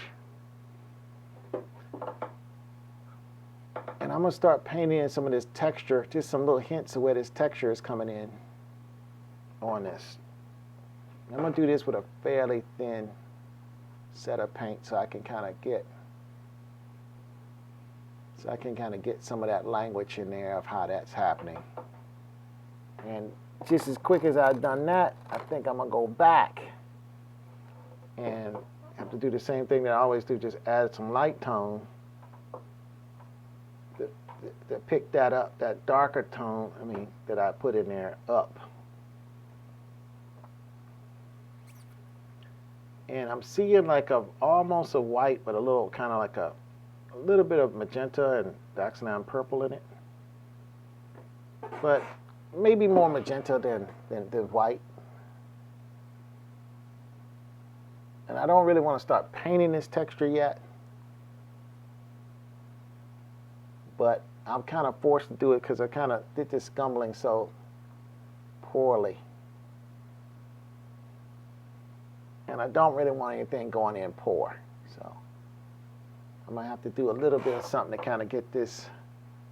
And what I'm going to try to do is get this branch coming just a little bit more forward with a few little accent colors here and there.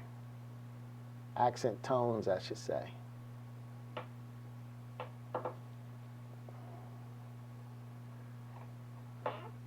And then I'm going to get some alizarin, mix with a little bit of white, just to kind of warm. Oh, no, I don't want that. I don't want the white. I think I just want alizarin only. I'm going to wipe my brush down. Just get some straight alizarin.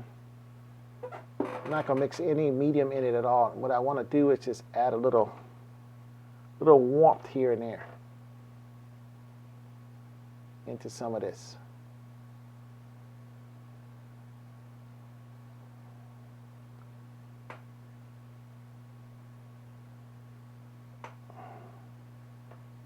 And even in some of this right here, I'm just going to add let me get some more alizarin.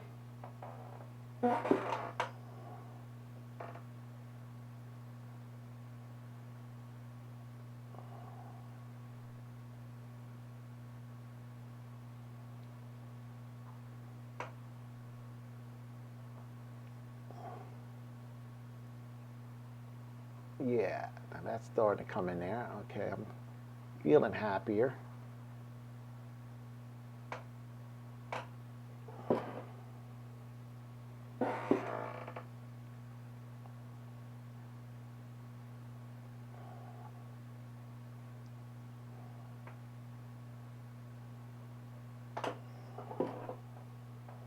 And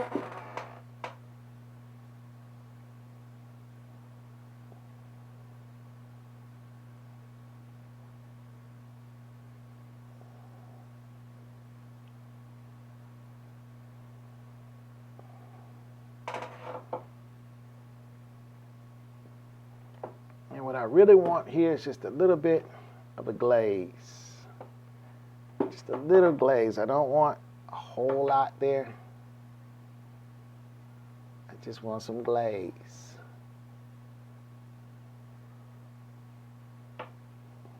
Because I painted some straight, painted some, not straight, but alizarin, crimson in there, a little bit of white in it. And I'm painting this kind of over dry. Now what I'm going to do is go in some titanium white, put some medium in it to make it translucent.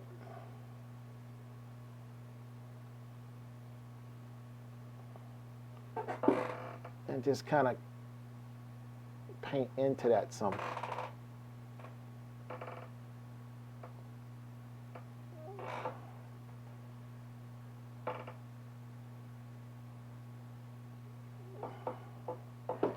And a little Doxodon purple.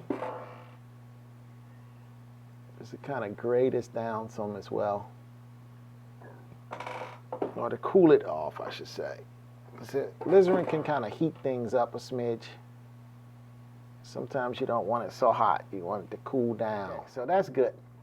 All right, so I've done some better painting there, so I'm happy about that. Always when I can do better painting, I feel happier. Now, I could do some more stuff with the sky, because I have that color on my palette. I've got some good blues on my palette today. And I'm just going to add just a little teal with titanium. And I just want to bring a little bit more light in this, just so hit the atmosphere. See, because there's a little bit of sky between these branches. And I got this background color that's I'm painting wet on dry. It's a slightly darker color of teal blue. But now this teal has a little purple in it. This sky has a little bit of purple. It's teal blue, but it's also like a purple.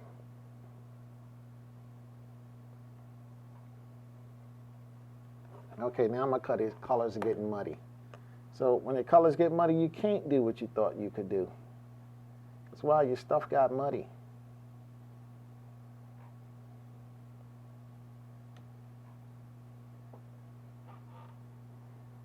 So you try, though.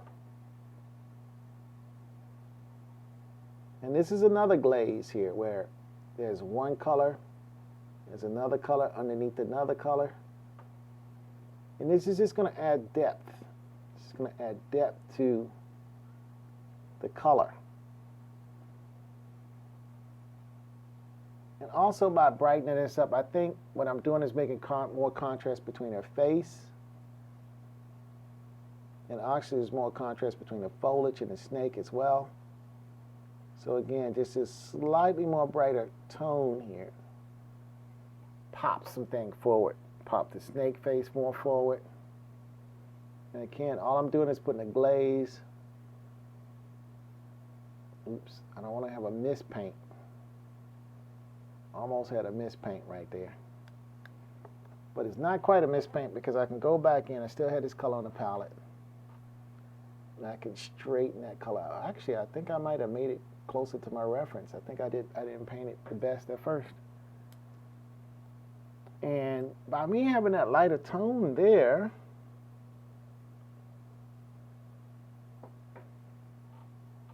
it actually starts to make it more atmospheric because as it go up, this darker tone looks nice that way. So you discover little things sometimes.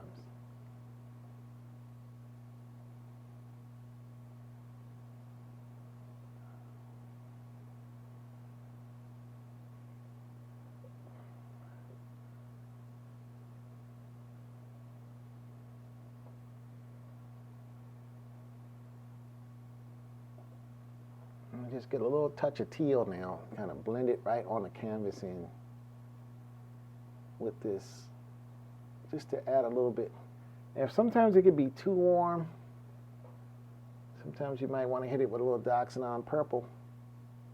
Ooh, now I'm leaning it too far in another direction. I can already see that's going in the wrong direction by the time I blend it on the canvas. So I'm going to add some more white to that. I'm going to try to blend it into this teal that I put on and see what that does. See if I'm helping or hurting it. And I might be getting rid of some of my translucency. And it's making it, don't want to make it too opaque. Actually, I like the warmer teal better than with the purple, even though my reference picture has more of a purple in it. Okay, so I'm going to add a little bit more teal. I'm going to still keep some of that purple in because it's going to be in there too. But I think what I'm going to do is just, there, I'm going to hit that. I'm going to just leave that. That cooled that down too much. I should have left the teal, but I didn't want it to look too, because the green of the foliage is a warm green. It's a warmer green, I should say. And I just don't want too much warmer green. Okay, I better let that dry. Now, kind of like getting some things done on this side. Oh, I was working on her. There's so many things I can do. Because do I work on the strawberry? I think I am going to work on the strawberry because I haven't worked. This is just my block layer. Surprised I neglected this for so long. And I do want to make this pop some. So I'm going to do this by doing a glaze. I'm not going to try to do a texture on this. I'm just going to provide a glaze because I kind of like the gestural way I painted this. You know, it's realistic, but it's not too realistic. But it has an organic. When I say gestural, there's an organic kind of quality to it in terms of the way I painted it. And a lot of times when you don't paint so mechanical, you get those things. It's like the thing is, like I say, it's alive, but it feels more real than actually a photographic thing. It just feels like a strawberry. It feels more interesting than what a photographic rendering would be. And of course, if I build this up in a glaze, it's just going to look really these nice red tones. That's going to be, you know, red is a, you know, when guys get to a middle age crisis, often they get a red sports car. Something about red that's passion, you know. When you feel the passion in life leaving, sometimes you try to reclaim it by getting a fancy car, you know? And that kind of makes you feel sort of like you still got something going on. Let me touch up some areas that I touched. And the whole purpose of the painting stick is that you don't get your fingers, you don't mess up the painting, the wet paint that you've already done. So you tend to brace your stick like this, and then you can put your palm of your hand instead of on your painting. Well, I use my pinky finger to kind of brace my hand. You can put your palm of your hand on your stick, and the stick is kind of resting on the edge of your painting that's dry, of course. Generally what I do is I put a bunch of tape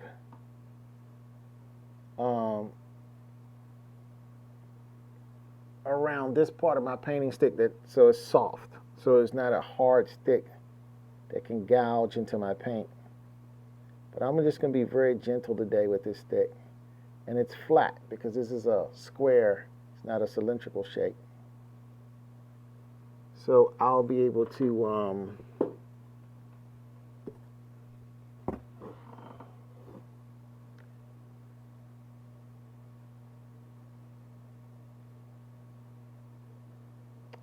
not damaged, I believe, by just simply staying on the flat side and being very gentle with the pressure. And that's black up there anyway, and so that's real easy to touch back up. I shouldn't mess anything up if I should scrape some paint there. But that paint's been able to dry for a while, so that paint might be somewhat more set up.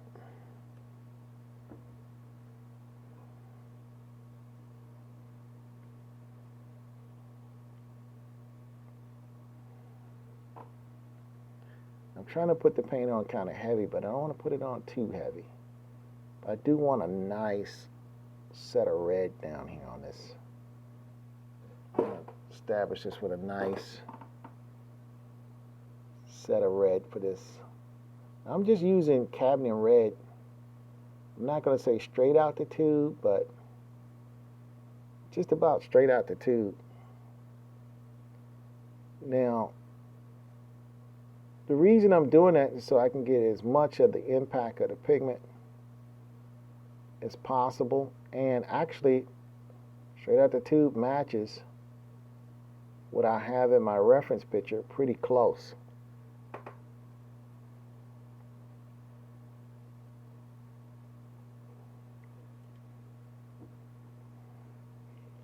Now on some of these areas I am putting it down somewhat translucent, but in other areas on this I'm putting it down fairly opaque. And that's the great thing about using cadmium red, is that I can just add more medium to make it more translucent.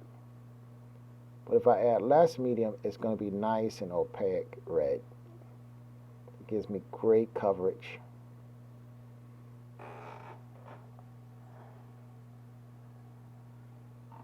And this is the main color I want driving this element here. Okay, now once I have that in, I do have highlights in, so I'm going to use the same cadmium red, and basically with the same brush. I'm just going to get a little titanium white now and add it to that, because as a matter of fact, I don't even want to add it to that because the red is so strong. What I'm going to do is just have a bunch of titanium white.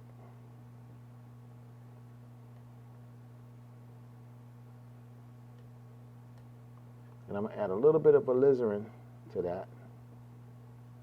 Alizarin crimson. And that's just going to change it just a little bit. Now this is not necessarily, yeah, this is kind of like a, not the highlight, but the way the light is playing with the strawberry as it goes around the seeds. And this color is what I'm going to use right over top, or right around or adjacent to that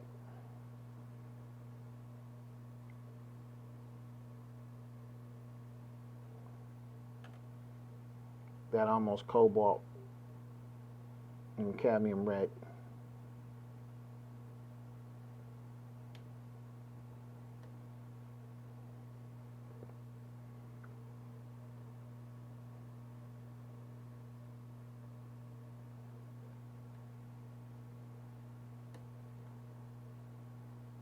Now one thing these little brushes are great at, and that is putting down little pieces of color where you want it, but they're terrible for mixing on a palette.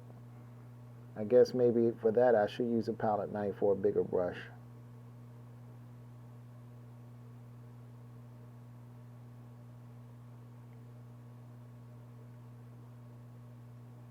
And it's almost like a pinkish kind of color I'm putting down here. Like I say, it's titanium white mixed with a little bit of alizarin crimson and some cobalt red.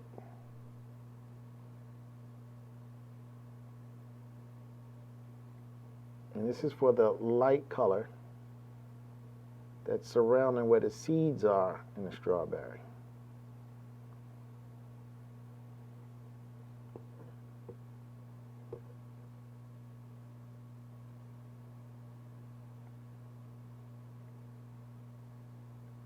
There's going to be some texture here. I don't want a whole bunch of texture, but keeping in line with the painting that I have established so far. It's kind of what I want.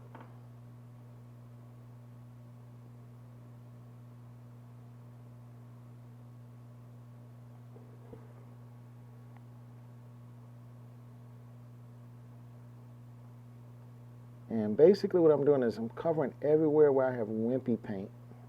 When I say wimpy paint, this is my block paint.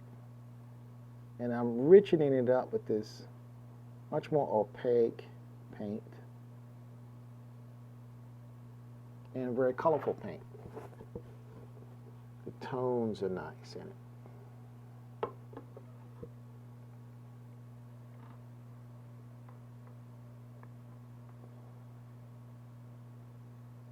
And I'm painting with this little, I believe it's a number, what is it, number 2 filbert brush.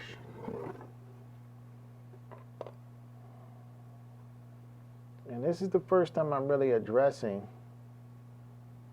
it's the first time I'm really addressing the strawberry since I put down a block color for it.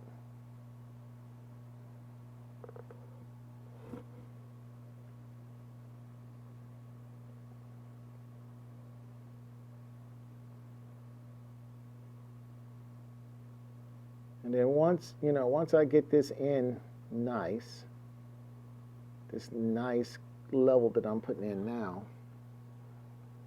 I'm going to go back in with some more glazes after that and really tone this thing up. And that's where the real tuning is going to come in. But this is establishing, basically, how my tone's going to be on this bad boy. Kind of establishing that. So you can see how some of that's starting to come into play a little bit.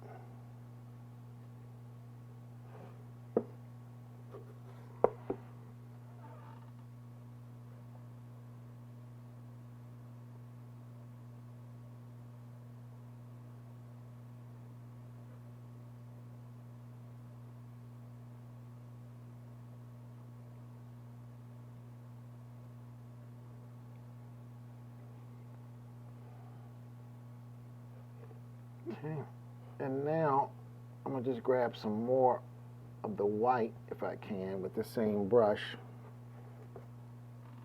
And just kind of on this side,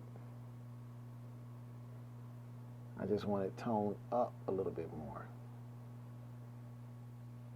I'm not going to put the highlights in yet because this is still all wet. I don't want to be so much wet on wet.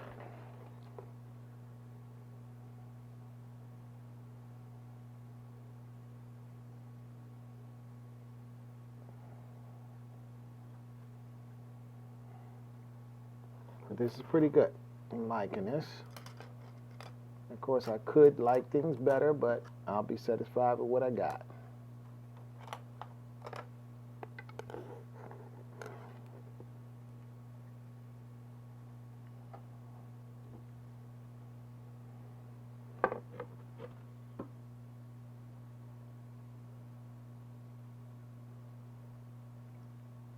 I'm just going to try to make sure as much of this is treated with, this paint, not my blocking paint, as possible. So I have a nice, rich level of paint.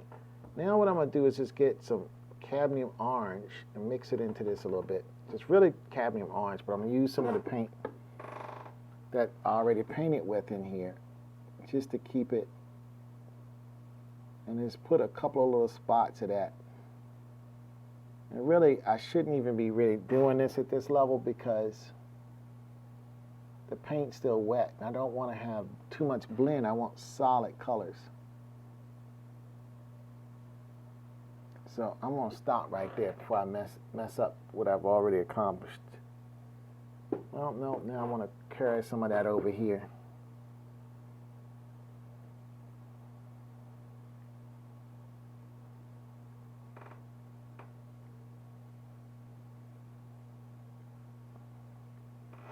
Okay, now since I didn't stop in time,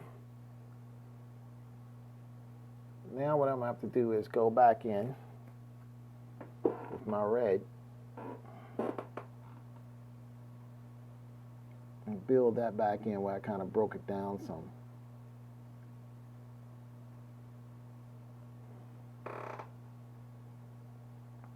Just to keep that nice, luscious red color, the dominant color in this thing. Okay, that's good. But that's good for undercoat. Now, of course, as glazes, I'm going to shift this, and it's probably going to be some cerulean, dioxazine purple, a whole lot of other stuff, blues in this, and all kinds of stuff.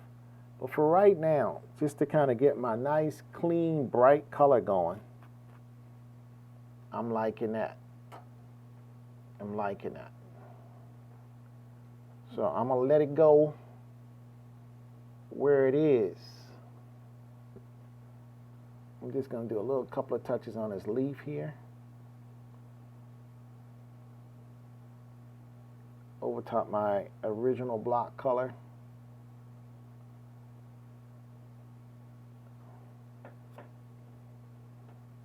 Then I'm going to go to this yellow with permanent green in it. Kind of just do a couple of little touches in this leaf here and there. I'm going to go back to my yellow with permanent green because there's some stuff up here that I can hit in here. Again, I'm really not trying to paint this at this level. I think this brush is too tiny to paint that.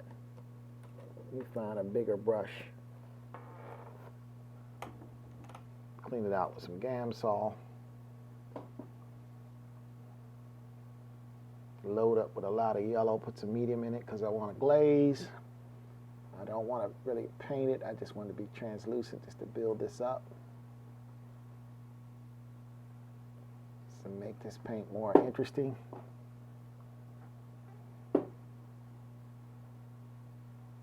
Again, just so you don't have a wishy color. Don't want a wishy-washy color. I want a nice color, but I'm going to hint in here where the center of this leaf is a little bit. Add a little sort of some modeling with this green. How this thing's going in here. Because there is some breakups. I'm almost painting it, but it's just a little bit more modeling here involved. I want it involved in this. Okay, so that's good. I think I might hit some of that in here too. And come back with just really yellow. Just kind of get this to pop up some more in there. It's a whole lot more yellow. And what I'm doing is using a straight yellow with some wet that's already on it. It's blending on the canvas and making like this lime green kind of color in this leaf that's right behind the snake's head. Which almost appear to be in front of the snake's head, which I don't want, but that happened. So I'm going to go back in with a dark tone and try to correct that some. There we go. And I'm going to go in with a green, a lighter green, and try to fix that back up. There we go. And build up that. Okay, so now that's pretty good. I've done some strawberry. I kind of got better paint on there in terms of thicker coats and nicer tone out of it. So may as well just go ahead and just use this brush and kind of mess around a little bit. I'm going to do a little blending with this little number 2 round Raphael brush. This little guy is allowing me to kind of control some of my brush strokes better. Make them more nice. Don't want them to be sloppy. Also, I can control a few contours and details within the piece of fruit. And a few blends so it doesn't look so rough.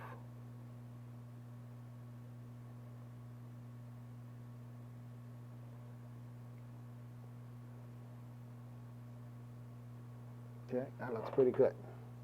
So I'm gonna leave it right there. I'm gonna just let that dry because that's a good core level right there. And I can do successive modeling levels on this as well as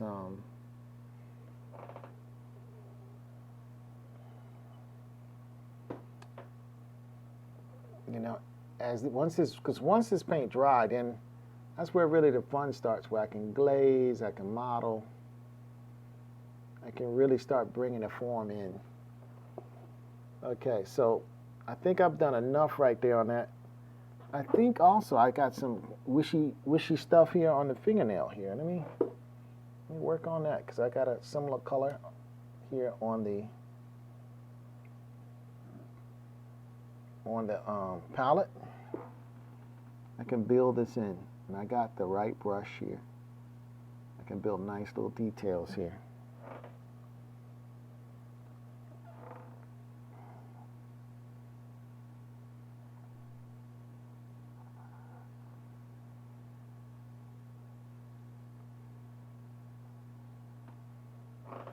And don't want any stray brush strokes though.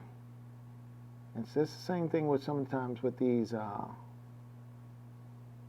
sables. They're nice and soft for blending, but you're trying to get that control and put them hard, nice, sharp